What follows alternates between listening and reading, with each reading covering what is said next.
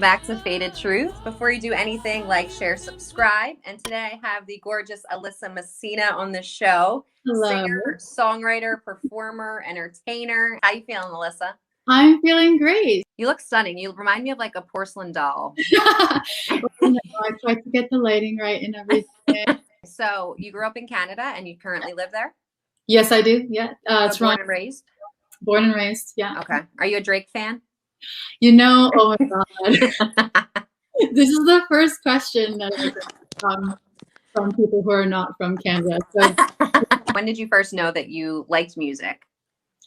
oh gosh. I would have to say when I was like 4 or 5 years old. Wow. First of all, I was obsessed with Beauty and the Beast. I would sing all the songs, and it wasn't until my parents actually brought me a Celine Dion CD. So you just see like this 5, 6-year-old singing Celine Dion songs. It's like, what's going on? So can you sing me your favorite Celine Dion song? Oh my God. Okay. Every night in my dreams, I see you, I feel you. That is how I know you. Go on. Far across the distance, in spaces between us, you have come to show you. Go on. Yes. Yeah. It's so funny because I love her. I look up to her. But in terms of like artists that I would sing covers to, I wouldn't sing her songs. I don't know why. I'm discovering who I really am as an artist, right? So you never do Celine Dion covers? I don't know. I would feel kind of scared, you know? You got to do at least one for your fans. Yeah. Like you have to. Now after they watch this, they're going to be like, all right, when's the full one coming out? Fine. I'll accept requests from my fans. Do you do covers and then you also do your original music? So were you just doing covers for a while and then like you said, you were like, fuck it, I'm going to put my own music out to the world? Like when did that start? Yeah. So, okay. So first of all, I had my YouTube channel for years, like so long. It was more like, let's just upload this video, like random stuff, right? And, you know, I think not until recently, I think about a couple years ago was when I started to upload covers more often. And then when COVID hit, I was at home. Like I was like, you know, and I wasn't able to go to the studio. I wasn't able to professionally record my stuff. So I started learning on my own, and then I started doing more covers more often. Like I tried to do covers, you know, once a week. It was crazy. So I was here at home recording and then editing my own stuff. And then all of a sudden these covers, you know, and the connections I've been making online with other artists have kind of become like my own songs in the sense where like, you know, I'm connecting with new people, getting more exposure. And then I just kind of had like the guts to do it. Like you've just been writing for years and never showed anybody, never put it out? Yeah. Wow. Yeah. I mean, like I have this one song when I was 16 and it's called Fallen. And this is perfect. I never thought it'd be you. Maybe I'm going a little crazy, but I need to let you know. Falling, I'm falling. That was a song where I was like, yeah, let's try this out. But I didn't take it seriously. And that's the only thing that's out there that I wrote like publicly when I was 16. So okay, well, I'm glad you got the courage now. See, COVID's making everybody open up. It's you know what, I mean, as bad as it is, like it's bad, but I think it has allowed me to slow down and to realize what I truly want in my life. So the covers that I looked at was Love on the Brain. What you want from me, what you want from me. And I tried to buy it pretty hard, but the price was too high. Baby, you got me like, oh yeah. You love when I fall apart. In the video, you're like floating in the water.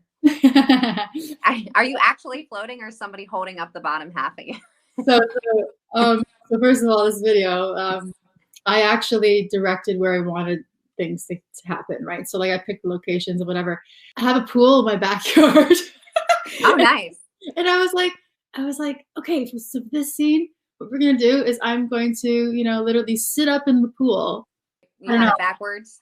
That's right. And then like, so my back was floating on the water, but my Right. legs were like out of the water, and I had someone holding me because obviously like my abs were just like, I was like, and I sang the song twice. Like I sang it twice, and then water was getting in my ears. It was the worst thing ever. So I tried to look as cool as possible, but hence the glasses, so you didn't see it. Because you're just like, yeah.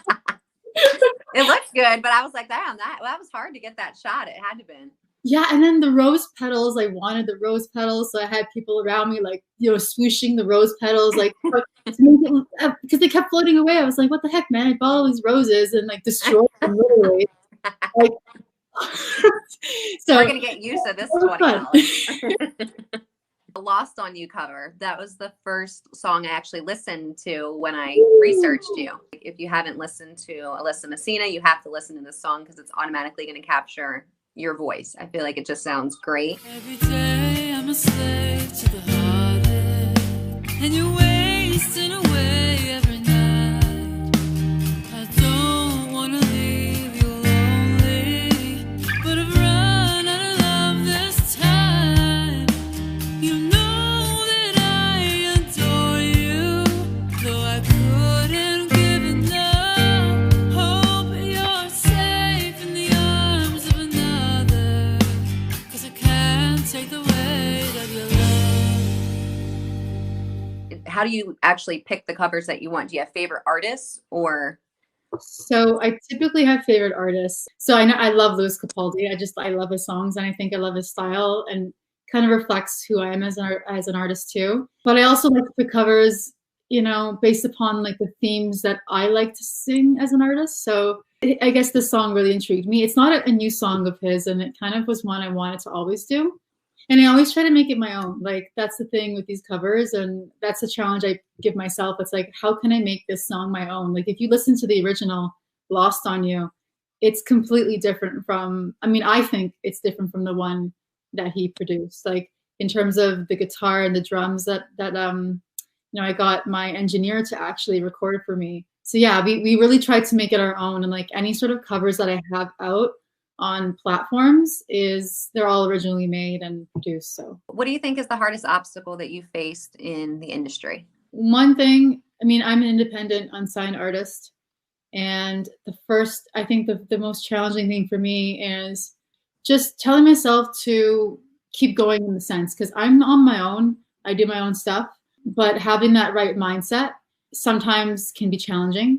As much love I get from my fans, right? I think it hits everybody differently. And I think just to keep going and to keep doing what you love is also a challenge sometimes on your own individually. You need to know yourself as an artist and what you want to do and what you want to capture and like create, because not everyone's going to like it. And you need to always tell yourself, like going back to that mindset, like, you know, people aren't going to like your stuff, but there are people out there who will. Right. It's just like, you got to just keep going at it. And like, you know, people will recognize the hustle. They will recognize, wow, like this girl has another song coming out. This girl has another video. Like, oh my God, she has a feature and her own song at the same time. Like, so no matter how hard you get hit, because you get hit harder more than you get like congratulated. It's right. So you got to keep producing music. You got to keep yourself, you know, busy and show people that, you know, you are creating new content. That's what's really important. So what is like a stigma that you have about the United States? I feel like people in the States, whatever they do, it's above and beyond. Like, if you guys put on a show, it's going to be, I think, like more over the top per se. Like, what about you? I'm just curious in terms of like Canadians. Yeah. I don't know. The only thing I think is like, I think of the word A. A. Like, you know, I say A a lot. I don't realize I do it, but I actually say A a lot. Like, oh, going to the store, A. Is that how you use it? No, it's more like A, like Hey. What is something that you think everyone should put into their everyday life to be as positive and just constantly going? I think my main motto for me is it doesn't matter what you're doing in life. Like, doesn't matter what you're doing. Number one, you should not be comparing yourself to other people. Like, you shouldn't be comparing your journey to that person's journey. And second of all, it doesn't matter what you're doing. If you love what you're doing, still do it, right? And if it means you got to do something else to continue to do what you love, then do it. Make it happen. Don't give up on the things that you love, because you don't want to be like that person in life eventually where it's like, what if I did this? What if I did that? And I actually started coming to a point like years ago, and I was like, I have to do this. This is what I love. And like, I don't care how hard I don't care how hard it is. I don't care how tiring it could be. Like, you know, keep pushing, keep doing what you love, and keep telling yourself that you know, things will come to you. Like, and that's why don't compare yourself to people. Just like, because that's the first mistake people do. It's like, oh, I'm trying so hard, like it's not working for me.